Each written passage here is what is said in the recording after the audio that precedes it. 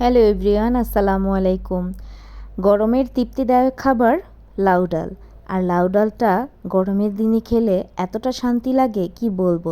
পেট শান্তি তো দুনিয়া শান্তি, একটা কথা আছে না। তো আপনাদের সাথে আজকে মজাদার একটা লাউ ডালের রেসিপি শেয়ার করব। তো চলুন যাক, শুরু করা যাক। তো এখন আমি একটা লাউ নিয়েছি, একটা বড় সাইজের কচি একদম লাউটা। তো প্রথমেই আমি ধুয়ে নিয়েছি। ধোয়ার পরে কাটার পরে আমি আর ধুবো না, যেহেতু পানি ঢুকে অনেক পরিমাণে পানি বের হবে, এজন্য আমি সুন্দর করে কেটে নিয়েছি। তো প্রথমেই আমি একটা কড়াইতে তেল দিয়েছি, তেলের ভিতরে পেঁয়াজ কুচি দিয়েছি, ভালোভাবে একটু নেড়ে চেড়ে নিচ্ছি। নেড়ে চেড়ে হওয়ার পরে আমি কিছুটা পরিমাণে একটু আদা রসুন বাটা দিব, অল্প একটু। তো যেহেতু লাউ আর লাউ ডাল, এটাতে তো বেশি পরিমাণে মশলা দেওয়া যাবে না, কম মশলাতেই রান্না করলেই বেশি স্বাদ হয়। তারপরে আমি লবণ দিয়ে দিচ্ছি, একটু লাল মরিচের গুঁড়ো দিচ্ছি, আর একটু হলুদের গুঁড়ো, আর হালকা একটু ধনিয়া গুঁড়ো দিয়ে দিব। তারপরে আমি ভালো মতো এই মশলাটাকে একটু কষিয়ে নিব। আর লাউ কিন্তু সবাই পছন্দ করে, ছোট থেকে বড় সবাই পছন্দ করে। এরকম করে যদি রান্না করে দেন অবশ্যই তাদের ভালো লাগবে। তো কষানো হয়ে গেছে, এখন আমি ডালগুলো ধুয়ে রেখেছিলাম সেই ডালগুলো দিয়ে দিলাম। তো ডালটাকেও এখন কষিয়ে নিব এই মশলাটার সাথে।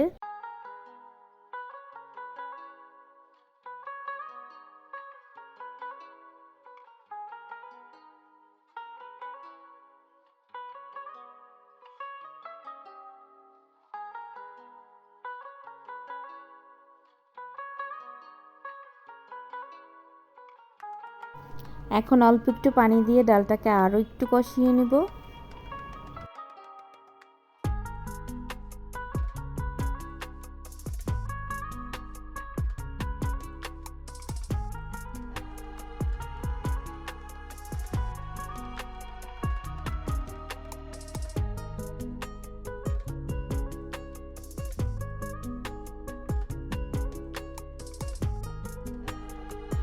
কেটে রাখা লাউগুলো এখন দিয়ে দিব।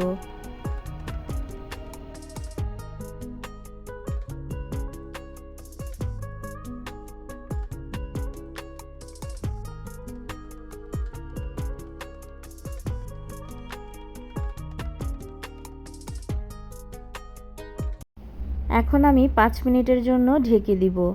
লাউ থেকে পানি বের হওয়া পর্যন্ত অপেক্ষা করব।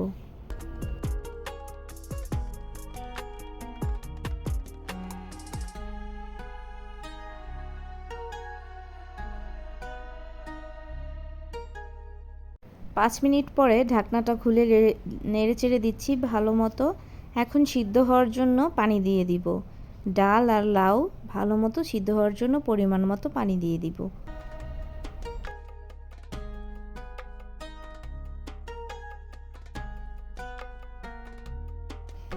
চার পাঁচটা মাঝখান দিয়ে ফালি করা কাঁচামরিচ দিয়ে দিলাম ফ্লেভারের জন্য। আপনারা যদি একটু ঝাল খেতে পছন্দ করেন তাহলে কেটেও দিতে পারেন।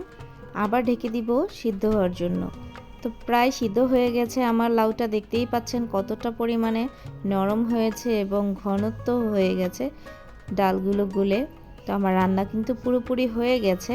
এখন আমি বাগার দিব।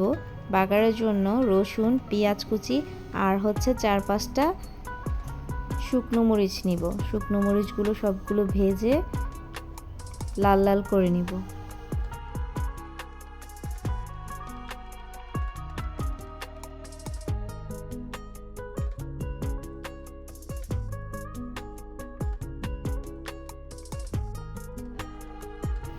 একদম লাল লাল হয়ে গেছে, এখন আমি ডালের সাথে মিশিয়ে দিব।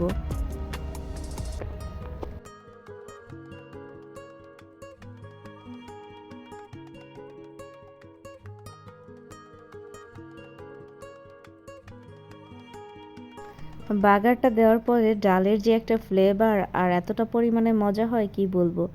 অবশ্যই আপনারা একদিন বাসায় ট্রাই করবেন। তো যারা ভিডিওটি দেখেছেন শেষ পর্যন্ত প্লিজ একটি লাইক এবং চ্যানেলটা সাবস্ক্রাইব করে দিবেন নতুন নতুন ভিডিও পাওয়ার জন্য। তো সবাই ভালো থাকবেন, সুস্থ থাকবেন এই কামনাই করছি। আল্লাহ হাফেজ সবাইকে। আসসালামু আলাইকুম।